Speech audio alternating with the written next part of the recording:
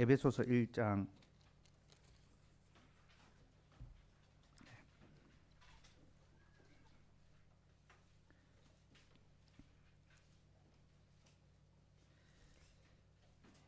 20절부터 23절까지 같이 읽읍시다. 시작. 그의 능력이 그리스도 안에서 역사하사 죽은 자들 가운데서 다시 살리시고 하늘에서 자기의 오른편에 앉으사 모든 통치와 권세와 능력과 주권과 이 세상뿐 아니라 오는 세상에 일컫는 모든 이름이 뛰어나게 하시고 또 만물을 그의 발 아래 복종하게 하시고 그를 만물 위의 교회의 머리로 삼으셨느니라. 교회는 그의 몸이니 만물 안에서 만물을 충만케 하시니의 충만함이니라. 아멘. 사도 바울은 우리에게 너희가 교회의 영광이 얼마나 큰지 알기를 원한다, 그렇게 기도합니다. 그 교회의 영광이 뭡니까? 하나님께서 그리스도를 죽은 자들 가운데 다시 살리시고 하나님의 보좌 그 우편에 앉히시고 모든 통치와 권세와 능력과 주권을 이 세상과 또 오는 세상 그 모든 것을 그에게 맡기시고 그리고 그를 교회의 머리로 주셨다. 그래서 하늘과 땅의 모든 권세를 가진 주님이 교회를 세우라고 명령하지 않습니까? 교회는 그의 몸이고 만물을 충만케 하니까 모든 만물을 새롭게 하는 것이 바로 교회입니다. 그래서 이 땅에 교회가 없다면요, 이 땅의 역사는 더 이상 지속될 수가 없습니다. 이 교회 때문에 이 땅의 역사가 지금도 지속될 수 있는 거거든요. 그래서 이 교회의 영광과 이 복됨이 그저 우리끼리 하는 이 뭡니까, 그냥 정신 승리. 야, 우리 귀야, 우리는 귀해, 우리는 참 복된 자야, 그런 정신 승리의 위로가 아닙니다. 이 팩트입니다. 정말로 만물 위에 교회가 있고 주님이 그 교회의 머리가 되십니다. 주님이 머리가 되신다는 것은요, 머리는 보호하는 역할을 하거든요. 자신의 몸된 교회를 보호하고 돌아본다는 것. 근데 우리 주님은 교회의 머리이기도 하지만 교회의 자녀로 오셨어요. 교회의 자녀로 자라셨잖아요. 곧 머리 되신 주님은 자신이 돌아봐야 될 그 몸의 형편을 다 몸소 겪으셨습니다. 고통과 괴로움, 질고를 다 담당하시고 그리고 그 몸의 어려움을 돌아보시고 보호해 주시는 거죠. 그러니까 우리의 모든 형편을 주님이 먼저 겪으시고 우리를 돌보십니다. 그러니까 머리라고 해서 명령만 하는 분이 아니라 이미 앞서서 우리의 모든 것을 겪으시고 우리를 보호하시고 지키신다.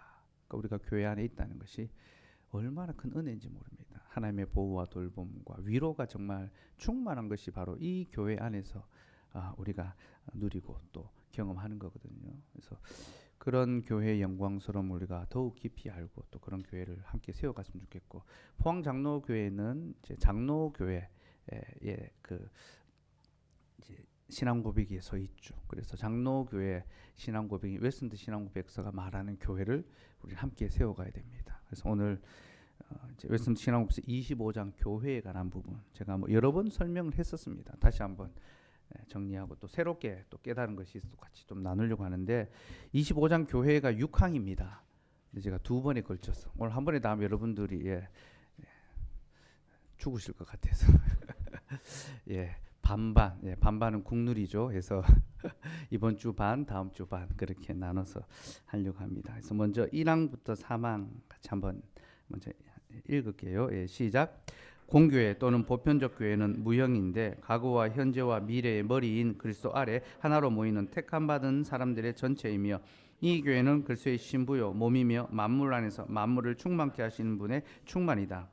유형교회 역시 복음화에서 공교회요 우주적 교회인데 전 세계에서 참믿음 종교를 고백하는 모든 자들과 그들의 자녀들로 이루어지며 주 예수 그리스도의 나라이며 하나님의 집이요 권속이며, 이 교회를 떠나서는 특별한 경우가 아니고서는 구원받을 가능성이 없다. 그리스도께서는 이 보편적인 유형교회에 교역과 말씀과 하나님의 규례를 주심으로 현세에서 세상 끝날까지 성도들을 모으고 보호하려 하셨고, 또 자기 약속을 따라 자기의 임재와 성령으로 말미암아 교역과 말씀과 규례가 효력 있게 그 목적을 이루게 하신다. 세 가지를 이야기한, 첫째는 이제 교회의 정의, 둘째는 그 교회의 어떤 속성, 기능, 셋째는 그 교회가 어떻게 세워지는가, 교회를 세우는 방편, 이렇게 구별할 수 있습니다.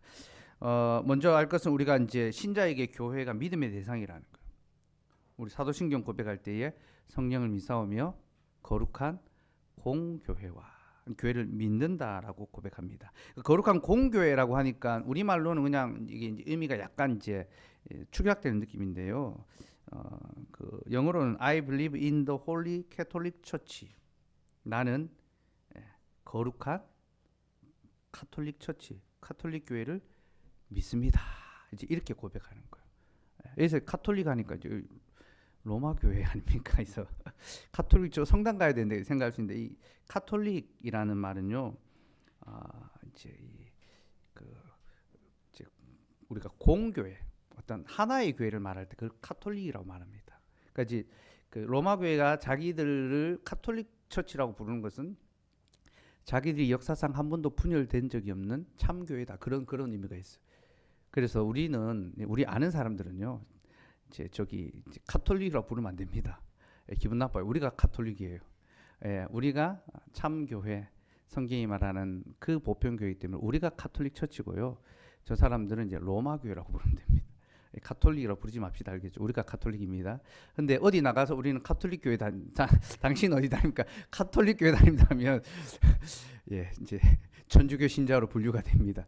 밖에 나가서는 장로교회 신자입니다. 그러나 이 장로교회가 카톨릭 처치, 카톨릭이란 말은 성경의 그 토대 위에 서 있는 하나의 교회다라는 그런 의미가 있거든요. 이제 그렇게 이해를 하시면 돼요. 어쨌든 신자는 교회를 믿는다라고 고백합니다. 그러면 교회에 대해서 무엇을 믿는가?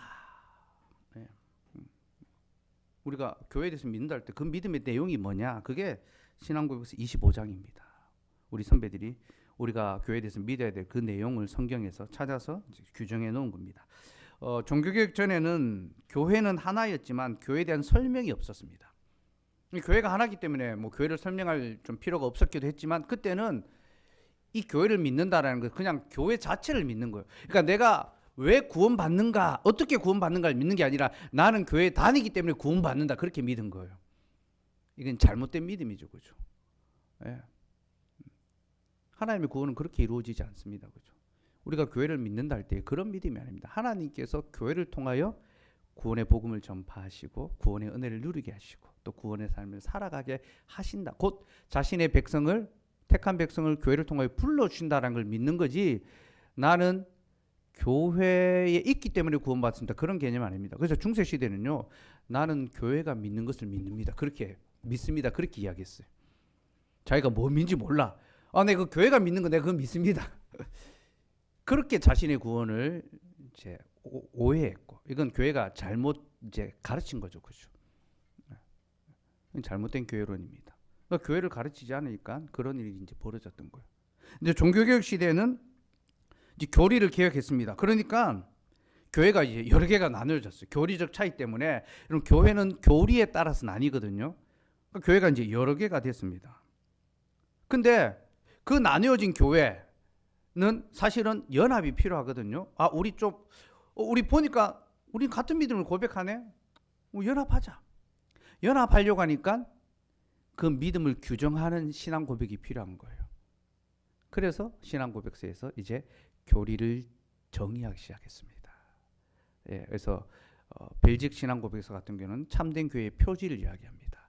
교회의 표지라는, 참교회와 거짓교회를 구별한다는 것은 그 시대에 참교회와 거짓교회가 나누어졌다는 거고, 무엇으로 참교회를 판명하는가? 말씀, 성례, 권징으로 판명한다. 이것이 없는 교회는 거짓교회다. 그래서 교회를 이제 판명하는 표지들이 나오는 겁니다. 그리고 웨스트민스터 신앙고백서는요, 이 장로교회와 회중교회와 여러 이제 종교개혁 시대에 영국에서 여러 종류의 이제 형식의 교회들이 막 세워지니까 우리가 이 교회를 하나로 한 울타리 안에 좀 모으자 해서 이 신앙고백서가 나왔고 교회를 이제 규정을 했습니다. 그래서 우리는 이런 교회를 고백한다. 그게 이제 우리 25장의 내용입니다. 그래서 신앙고백서는 교회에 대한 올바른 정의를 내림으로 교회를 연합시키는 데 힘썼습니다. 그래서 올바른 정의라는 것은 성경에서 나오는 겁니다. 모든 어떤 교리는요, 성경에서 나와야 됩니다. 성경과 상관없는 것은 아무리 탁월한 사람이 이야기했다 하더라도 받아서는 안 됩니다. 잘못된 것입니다. 오직 성경이 말하는 것만 참 교리로 우리는 받아들여야 됩니다. 그리고 성경을 따라 교회를 규정했기 때문에 우리는 이 고백을 받아들이는 교회와 연합할 수 있습니다. 그래서 뭐 이제 곧 부활절 다가오는데요. 예, 부활절 전에 고난 주간 있죠. 그때 우리 집중 기도 또 한 주간 할 겁니다. 그래서 새벽에 같이 이제 기도 시간 가질 텐데요.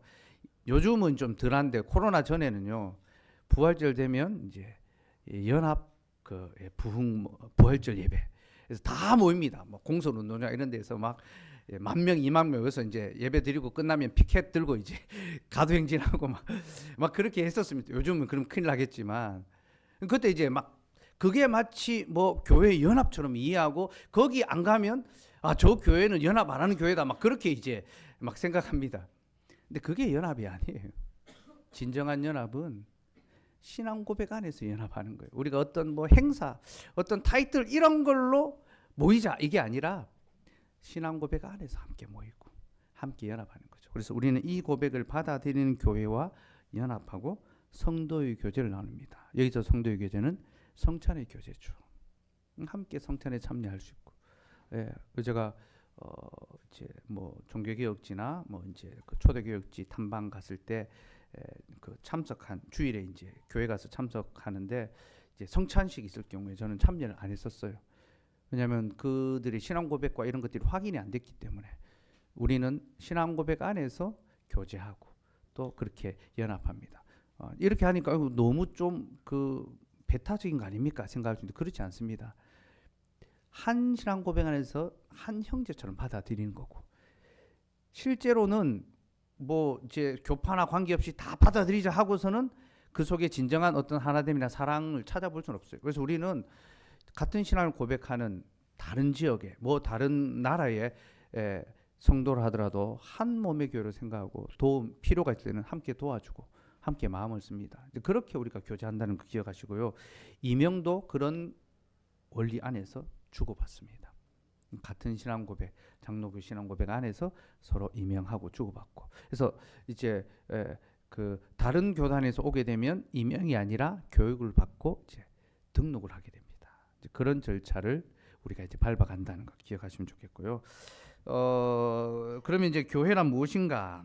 예, 구체적으로 성경에서 교회는 히브리어는 카할이라고 부르고 헬라어로는 에클레시아라고 부릅니다. 여러분 다 들어보셨죠? 카할과 에클레시아는 부르심, 불러냄을 받은 자들의 모임이다라는 뜻입니다. 이건 일반적인 용어입니다. 공회. 그래서 어떤 부름을 받은 자, 불러냄을 받은 자, 그 사람들의 모임이 이제 에클레시아인데요. 신약교회가 이 용어를 교회라는 용어로 딱 이제 세례를 주고 사용하기 시작했습니다. 그래서 에클레시아는 이제 하나님의 부름 받은 자들, 그 사람들이 함께 모인 곳이 교회다. 그렇게 정의했습니다. 그래서 교회가 하나님의 부름을 받은 곳이기 때문에 이 부르심, 하나님의 부르심이 뭔가를 이해하는 것이 굉장히 중요합니다. 예. 그러니까 교회는 내가 선택하는 것이 아니라는 거예요. 내가 교회를 선택하고 내가 교회의 어떤 결정한 것 같지만 내가 선택한 것이 아니라 하나님께서 나를 불러주셨을 때 불러주셔야지만 내가 그 교회에 소속될 수 있습니다. 그래서 저희 교회는 이제 교회로 허입된다라는 표현을 씁니다. 허락받는 거예요. 들어오게 되는 것을. 그래서 오자마자 첫 주에 확 축복성 불러주고 뭐 등록카드 쓰고 막 그렇게 안 합니다. 예. 충분히 예배드리면서 교회의 부름을 확인하고 그리고 등록할 것을 요청하면 그때부터 교육을 합니다. 그죠? 교육의 과정을 통해서 하나님이 나를 이 교회로 부르시는구나. 그 교육받는 사람도 깨닫게 되고 교회도 살피는 겁니다. 하나님께서 이들을 하나님의 교회의 성도로 부르시는구나. 그래서 허락합니다. 들어오는 것을. 그래서 허입을 하고 그래서 등록할 때에 그 절차를 이제 진행하고 또 축하하고 고백하고 그렇게 하자는 거죠. 우리 가장 최근에 허입된 진짜 우리 조지은 자매해서 그때 그 고백문 제가 기억하고 있습니다. 그래서 저를 버려두지 마시고 꼭 도망가지 못하도록 여러분 다 붙잡아야 됩니다. 해가지고 어디 도망가려면 이제 도망가지 마라 붙잡. 이제는 이제 잘 뿌리 내리고 있는 그렇죠, 그죠? 예. 예. 예, 이렇게 하나님께서 그 식구들을 보내주십니다. 우리가 이제 그 육체의 생명이 태어나는데도 시간이 걸리잖아요. 예. 어제 임신하고 오늘 못 낳습니다. 우리 승희 자매가 10달, 예. 그래서 내일이 예정일인데, 예. 아직 안 나가지고 화요일에 이제 입원해서 유도분만 한답니다. 그래서 하루 늦게 지금 예, 하는데 기다려야 되는 거죠. 생명이 태어난 데는 시간이 걸립니다. 교회의 새로운 식구도 그런 시간을 거쳐서 하나님께서 낳아 주시는 거죠. 예. 교회가 이제 친목회 동호회가 아니다라는 거, 예, 꼭 기억해 주시고요. 그러면 이제 하나님이 나를 불러 주셔야 교회 성도가 될 수 있다고 하는데, 그러면 하나님 부르시면 어떻게 확인할 수 있는가? 그걸 교회를 통해서 확인합니다. 제가 좀 전에 말씀드린 것처럼 하나님께서는 교회를 통해 자신의 자녀를 부르십니다. 말씀을 통해서. 그러니까 여러분들이 어떻게 이 교회에 속하게 됐는가를 돌아보시면 결국 말씀이 여러분들을 여기 속하게 하셨습니다. 우리 현지 자매가 이제 지지난주에 고별 인사하고 이번 주에 다시 이제 왔는데 계속 오겠다는 예표가 아닌가. 근데 갈 때 이제 자신이 이 교회에 오게 된 남게 된 가장 결정적인 이유가 말씀이 나를 여기 남게 부르셨다. 그 고백하는데 제가 참 위로가 많이 됐었어요. 제가 그렇게 하라고 시키지 않았습니다. 그렇게 고백을 하더라고요. 근데 그게 정말 제가 위로가 됐고, 제가 바로 그 주에 이제 신대원 이제 설교하러 갔잖아요. 그 말이, 그 고백이 되게 좀 저한테 위로가 되고, 하나님께서 말씀으로 자신의 교회를 세우시는데 내가 담대하게 그 말씀에 부르심을 선포해야 되겠다 해서 진짜 담대하게 선포해서 다 찢어놨습니다. 이거 올리지 마세요. 이런 거는 우리끼리 하는 말입니다. 이거 어디 가서 하지 마세요. 근데 은혜를 정말 주셔가지고 제가 이제 어제도 천안인 진대원에 또 올라갈 수 갔었는데 와서 자꾸 인사하고 막, 그때 목사님 인사하고 싶은데 인사 못해서 악수해 달라고 막 악수해주고 막 사인까지는 안 해줬습니다.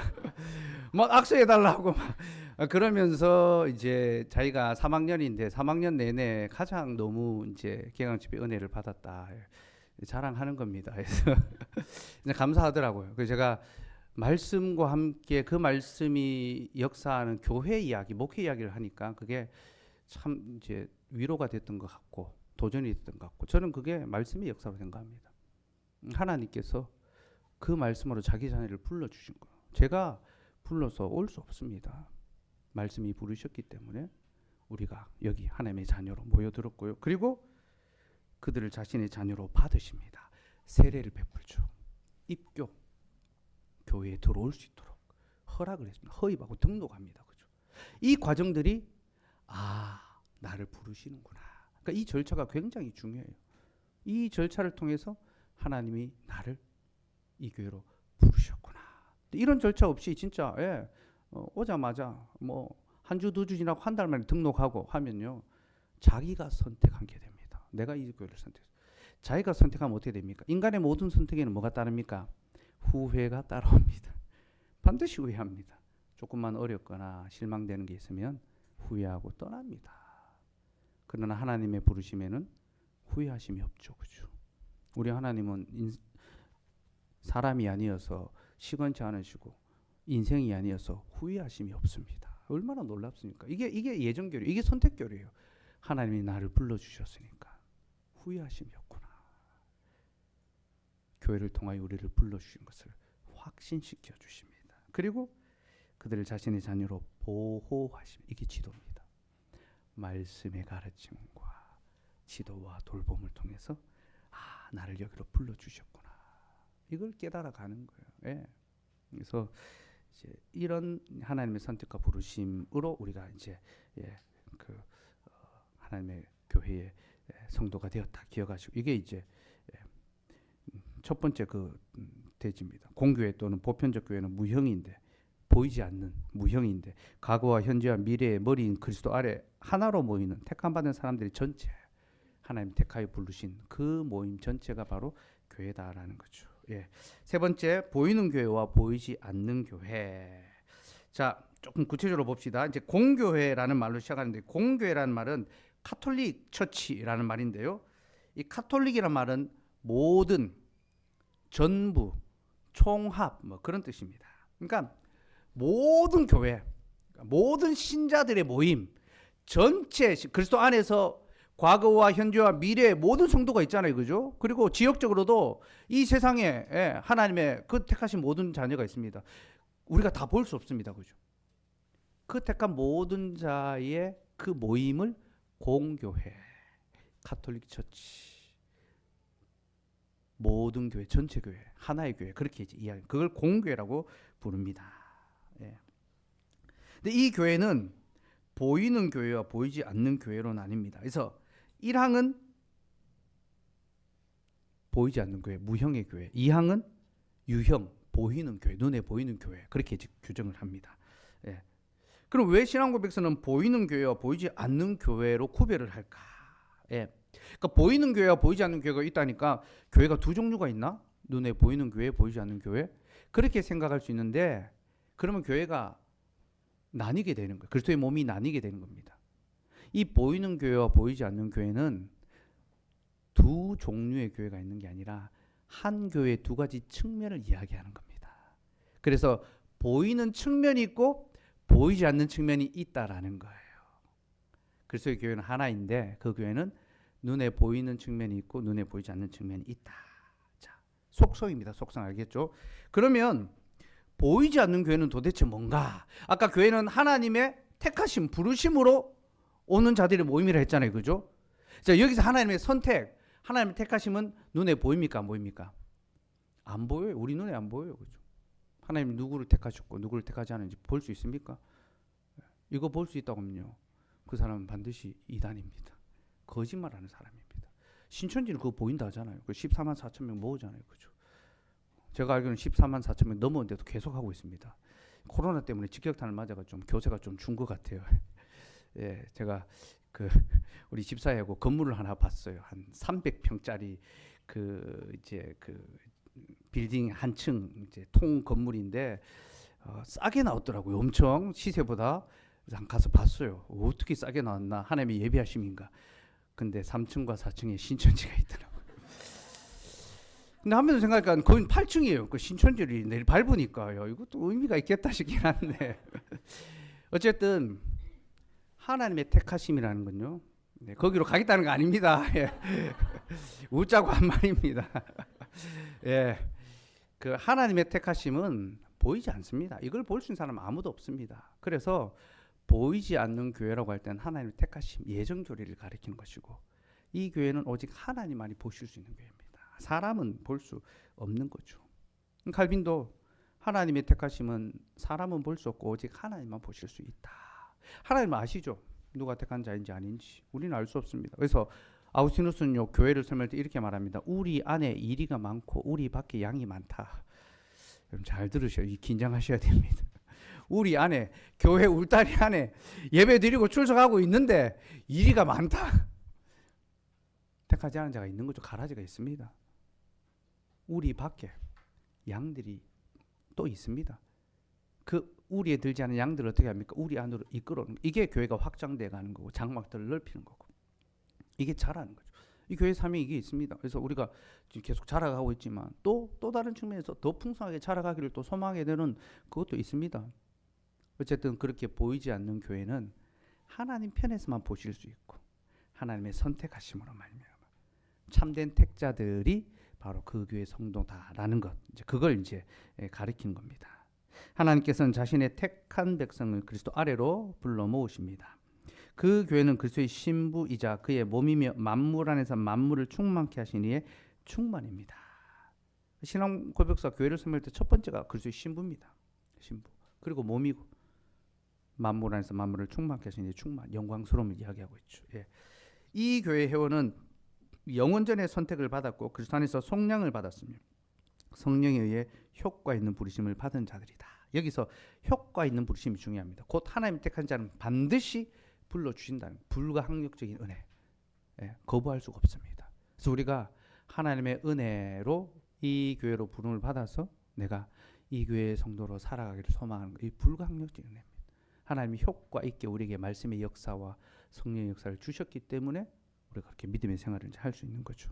자, 이렇게 보이지 않는 교회는 하나님의 선택, 하나님 편에서만 보이는 교회고, 그러나 교회는 보이는 측면도 있습니다. 우리의 눈에 보이는 그게 유형교회, 그게 지역교회거든요. 예. 하나님의 선택은 인간이 알 수 없지만 하나님은 자신을 향해 신앙을 고백하는 자들을 교회의 회원으로 불러주신다. 예. 참 놀라운 것은요, 하나님의 선택은 알 수 없지만 하나님을 향하여 참된 신앙 고백을 하는 자들을 교회는 교회 회원으로 받습니다. 이것을 가리켜 하나님께서 교회에 천국 열쇠를 주셨답니다. 네가 땅에서 무엇인지 매면 하늘에서도 매일 것이요, 땅에서 풀면 하늘에서도 풀리리라. 이게 천국 열쇠인데, 이 천국 열쇠가 성도로 받아서 세례를 줄 것이냐 안 줄 것이냐, 이 결정이 교회에 있다는 것입니다. 그 교회가 하나님의 백성을 분별할 수 있는 눈이 있다는 거죠. 무엇을 통하여? 신앙 고백을 통하여. 말씀을 가르쳤을 때 그 말씀은 신앙을 고백하게 합니다. 그리스도를 향하여 참된 신앙을 고백하는 자들에게 교회는 세례를 베풀고 그리고 그들을 교회 성도로 허입합니다. 받아줍니다. 네. 여러분, 고백이라는 것은 겉으로 드러나잖아요. 그죠? 사람이 마음으로 믿어 의에 이르고 입으로 시인하여 구원에 이르니라. 여기서 시인이 고백입니다. 내 안에 믿음이 있어요. 믿음은 반드시 고백되게 있습니다. 내가 믿는데 고백을 안 해. 안 믿는 겁니다, 여러분. 내 안에 참된 믿음이 있다면 반드시 고백하게 되어 있습니다. 이 고백은 드러나게 되어 있습니다. 고백자는 드러나죠, 그죠? 공의 앞에서 고백합니다. 나타납니다. 세상 가운데 광장에서 성문에서 고백합니다. 여러분, 직장에서, 가정에서 고백자가 되셔야 되는 거예요. 여러분, 숨어 다니지 마세요. 그리스도인들은요, 성문에서 외치는 사람입니다. 우리가 비록 직급이 낮고 뭐 그렇더라도요, 우리가 뭐 직급이 9급이지, 우리의 정체성이 9급 아닙니다, 여러분. 9급 힘내시기 바랍니다. 여러분, 우리는 성문에서 외치는 자들입니다. 고백하는 자들입니다. 교회 앞에서 공적으로 신앙을 고백할 때 세례를 받습니다. 이것은 눈에 보이는 거죠. 그리고 그 눈에 보이는 세례를 통하여 이 땅에 교회가 세워지고 그게 지역교회, 이 지역교회, 보편교회가 됩니다. 그래서 이 교회는 눈에 보입니까? 뭡니까? 보이잖아요. 우리가 함께 모일 때마다 교회를 확인합니다. 포항 장로교회가 어디 있는가? 우리의 예배의 이 자리에서. 그래서 여러분, 포항 장로교회를 가장 확실하게 볼 수 있는 자리가 예배의 자리고 성찬의 자리입니다. 전에 우리가 성찬식 할 때 어떻게 했습니까? 다 둘러서서 얼굴을 마주하고 성찬했습니다. 왜냐하면 그때 포항 장로교회, 그리스도교회를 눈으로 확인하기 때문입니다. 여기 교회가 있구나, 우리가 교회구나. 근데 요즘은 이제 그렇게 둘러서서 안 해요. 두 가지 이유가 있습니다. 첫째는 이제 코로나 때문에 이제 막 그렇게 하기가 조금 어려워졌던 부분도 있고, 근데 그렇게 둘러서니까 성찬에 참여 안 하는 분들이 포위가 되더라고요. 이게 이제 모양새가 좀 이상합니다. 그래서 이게 목회적으로 이게 약간 이제 별로 건덕이 안 되더라고요. 우리는 한 식구다 여기 포항 장로교에 있다고 이제 떡을 떼고 막 하는데, 포위된 분은 이게 뭐지 하면서 사방이 우겨쌈을 당하는 느낌의 막 어떤 위압감이 좀 느껴지는 것 같아요. 그래서 그렇게 할 때 성찬식 때 새로운 분들은 그 다음에 안 오더라고요. 그래서 조금 목회적인 지혜가 필요하겠다 싶어서 지금은 이제 다 둘러서진 않지만 앉아서 옆에 얼굴 확인하지만 그 성찬 자리에서 교회의 얼굴을 보는 거예요. 여기 교회가 있다. 그리스도의 몸이 눈에 보여지고, 그게 지역교회입니다. 그래서 지역교회는 반드시 필요하고, 하늘의 교회, 곧 공교회에 속한 사람은 반드시 지역교회, 보편교회에 속하게 되어 있습니다. 그래서 유튜브 성도 이런 거 불가능합니다. 지역교회에 속하지 않는 자는요, 공교회에 속할 수가 없습니다. 우리가 정말로 그리스도의 공교회에 속한 지체라면 우리는 반드시 지역교회에 속하고 교제하고 그리스도의 몸을 확인하고 경험하고 누려가야 합니다. 그래서 여기서 이 보편교회라는 말은, 공교회는 하나의 교회다라는 뜻이거든요. 그 하나의 교회가 이 지역에 여러 개 흩어졌지만 사실은 같은 고백과 같은 말씀에 서 있는 보편, 동일한 교회다, 그런 뜻입니다. 그래서 그 사도신경은 이제 교회를 고백할 때 거룩한 공교회를 고백합니다. 거룩한 공교회 두 가지 이야기죠. 거룩한 것과 하나를 이야기하는데, 니케아 신경 교회를 네 가지로 고백합니다. 우리는 거룩한 하나의 사도적 보편교회를 믿습니다. 예. 그래서 거룩함은 똑같고 이 거룩함은 그리스도로 말미암은 거룩. 우리가 거룩해져야지. 이 거룩이 아닙니다. 그리스도께서 거룩하시기 때문에 그 거룩하심 우리에게 전가된 겁니다. 칭이 거룩해진 것. 오늘 말씀에도 했죠. 물로 씻고 정결하게 하시고 그리스도의 수고로 말미암아 우리가 정결해졌다는 것. 그리고 하나 공교회. 그리고 사도적은 말씀을 가리킵니다. 말씀이에요.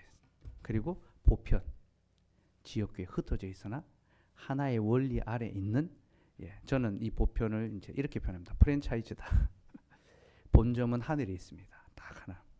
우리의 본점은 하늘에 있고 지역에 수많은 프랜차이즈들이 있습니다. 프랜차이즈는 각각의 약간의 그 지점만의 또 특색이 좀 있어요. 그러나 완전히 다르지 않습니다. 같은 것을 이야기하죠. 약간의 차이가 있죠. 그래서 보편교회, 지역교회는요. 조금의 차이가 있을 수 있습니다. 그러나 그게 다름이 아니라 한 울타리 안에서 더 서로 풍성하게 해주고. 그래서 하이델베르크 연답서, 뭐 웨스턴 신앙고백서, 또 도르트 신조, 벨직 뭐 신앙고백서, 뭐 신앙고백서 이렇게 많이 할 수 있는데 다양하게 풍성하게 가르쳐 주는 거예요. 한 울타리 안에서. 그렇게 이해하시면 조금 선명해지실 것입니다. 그래서 선택은 보이지 않는 교회의 핵심 요소고 고백은 보이는 교회의 핵심 요소입니다. 이해하시겠죠? 이해하는지 뭐 이해 꼭 하시고 4번 신자들과 자녀들로 구성된 그리스도의 나라와 그의 집이라고 이제 이야기합니다. 교회는 참된 신앙을 고백하는 신자들과 그의 자녀들로 구성됩니다. 이게 자녀가 들어간 게 굉장히 중요합니다. 왜냐하면 자녀라는 표현이 들어간 것은 교회가 언약 공동체라는 사실을 가르쳐 줍니다. 언약. 이 언약이라는 것이 굉장히 중요해요. 언약은 혼인의 관계를 보여줍니다. 하나님이 우리와 혼인해 주셨기 때문에 우리를 지켜주시는 거예요. 제가 늘 말씀드리죠. 우리의 사랑이 결혼을 지키는 게 아닙니다. 결혼이 우리의 연약 사랑을 지켜줍니다. 연애할 때는 얼마든지 헤어질 수 있습니다. 그러나 결혼하고 나면 서로 다투고 또 어려움이 있어도 결혼의 약속 때문에 못 헤어집니다. 못 나뉩니다. 결혼이 우리의 연약한 사랑을 지켜주고 있는 거죠. 결혼은 서로가 서로에게 묶는 겁니다. 남편은 아내에게, 아내는 남편에게 묶이는 겁니다. 하나님의 언약이 그와 같습니다. 하나님이 우리의 언약이 주셨는데 그 언약에 자기를 묶으셨습니다. 그래서 언약의 종이 되시는 거예요. 언약을 실행하시는 거고 지키시는 거죠. 그 언약의 하나님은 신실하신 하나님, 사랑의 하나님입니다. 그렇게 언약적 공동체이기 때문에 뭡니까? 그 자녀들까지 받아주셨습니다. 하나님의 언약은 아브라함과 그의 후손들에게 다 적용되잖아요. 그래서 할례를 베푸잖아요. 그래서 유아세를 베풉니다. 하나님, 이 자녀가 하나님의 자녀인 것을 믿습니다. 그래서 유아세례와 공예배가 매우 중요합니다. 이런 점에서 교회는 신자의 자녀들에게 세례를 베품으로 그들도 하나님의 교회의 회원임을 보여주어야 합니다. 유아세례 교회의 중요한 사명입니다. 우리 교회는 그 사명을 또 잘 감당할 수 있어서 너무너무 감사하고요. 그리고 그들을 공예배에 참여시킴으로 그들이 하나님의 언약 백성이라는 사실을 확인해 주어야 합니다. 이 자녀들이 하나님의 언약 백성이구나. 차별 없이 우리 모두에게 하나님께서 은혜를 베푸시는 이걸 보여줘야 됩니다. 그러니까 어린이 예배를 안 하면 마치 어린아이들을 배려하지 않는 것처럼 생각하고 어린이 예배가 어린아이들을 위한 배려처럼 자꾸 생각하는데 아닙니다. 사실은. 원리적으로는요. 함께 예배하는 것이 그 어린아이도 우리와 같은 하나님의 백성으로 자녀로 받아주고 인정해 주는 겁니다. 어린이 예배를 드리는 것이 사실은 기능적으로 자꾸 어린이 취급을 해버리는 겁니다. 이 원리를 여러분 잘 아셔야 되고요. 그래서 요즘 뭐 30, 40 세대들이 많이 늘어나는 교회들이 포항에도 있는데요. 이제 그런 교회들의 특징이 이제 주일학교가 이제 잘 체계화되어 있습니다. 그래서 이제 30대, 40대가 가장 바라는 게 뭐냐면 첫째가 육아로부터의 탈출, 엑소더스, 출애굽 아닙니다. 육아로부터의 탈출. 그래서 교회 가는 순간 이 아이를 맡겨두고 그냥 자유를 누리고 싶은 거예요. 둘째, 이제 그 같은 또래끼리 이제 교제하고 나눔하는 거. 그러니까 그런 교육 시스템이 잘 된 곳에 가는 거죠. 그래서 딱 이제 교회 도착하면 아이는 아이 갈 길로, 나는 부모는 부모 갈 길로 이제 헤어집니다. 그리고 끝날 때 이제 만납니다. 그죠? 예, 그렇게 교회 생활을 해 갑니다. 그런 필요가 있으니까 젊은 세대가 그렇게 이제 그런 교회로 조직된 교회로 이제 가게 되는 거죠. 근데 그게 아이를 배려하고 아이를 교육하는 게 아니라는 걸 알아야 됩니다. 사실은 소외시키는 겁니다. 우리 주님은 어린아이가 내게 오는 것을 금하지 말라 하셨죠. 그죠? 그래서 우리가 함께 예배드리는 것이 애들이 어린데 어떻게 이 예배를 같이 드리냐, 그게 아니라 어릴 때부터 하나님의 약속 안에서 잘할 수 있도록 그렇게 하고 있구나. 그리고 그 아이들을 위해서 최선의 교육을 또 교회가 돌아보는 거죠. 그래서 어린이 경건회도 하고 지금 우리 주일학교 부장 선생님하고 그 신부된 예지자매가 오후 담당이거든요. 그래서 지금 열심히 지금 수고하고 있어요. 얼마나 감사한 일입니까? 예배 가운데 아이들을 함께 참여시키고 그리고 그 아이들의 신앙을 교육해 가는 거. 그러니까 다른 데 가시면 안 돼요. 3040이 많이 와야 됩니다. 포항장로교회. 예.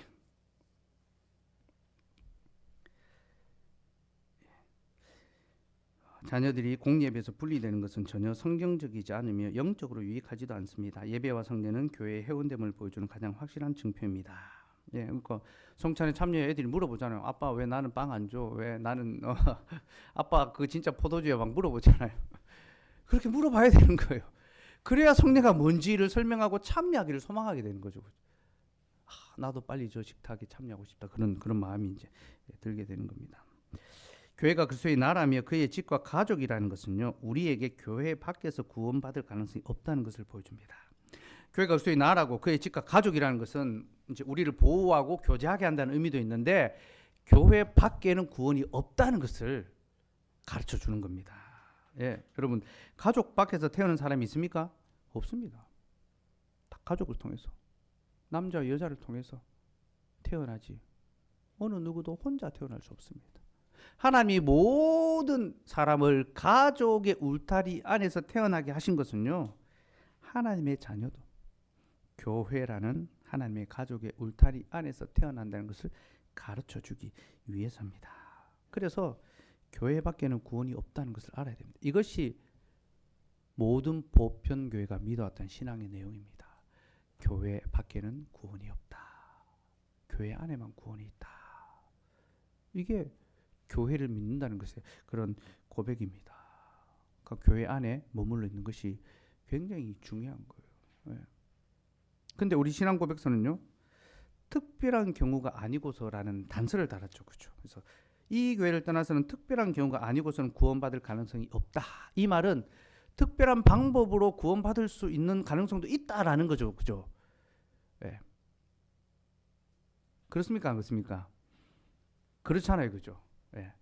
다른 교회, 그러니까 다른 교회 아닌 다른 방법으로도 구원받을 가능성이 있구나라고 생각할 수 있습니다. 그러니까 유튜브 예배 설교도 구원받을 수 있겠네. 이제 나 혼자 교회, 나 혼자 산다만 있습니까? 그죠? 나 혼자 교회 이런 것도 이제 가능하지 않을까 싶고 AI 교회, 이제 AI한테 설교 듣고 난 이제 이상한 소리 하는 목사 설교 못 듣겠다. 인간이 하는 설교 못 듣겠다.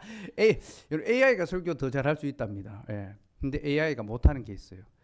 AI가 그 교회 성도들을 위한 설교를 못합니다. 곧 하나님께서 지역교회를 통하여 여러분들을 부르신 것은요, 목사를 통하여 여러분의 삶을 이해하고 여러분을 돌아보게 하시고 그에 맞는 설교를 듣게 하기 위해서. AI 이건 못합니다. 식당에서 밥은 얼마든지 사 먹을 수 있지만 나를 위해 준비된 식사는 어머니 집 밥밖에 없죠. 그죠? 어머니의 밥상만이 나를 위해 준비된 것입니다. 그러니까 하나님께서 설교 얼마든지 들을 수 있지만 여러분들을 위해 준비한 설교는 여기밖에 없습니다. 제가 일주일 동안 여러분들을 생각하고 기억하며 말씀을 준비합니다. AI가 못하는 거예요.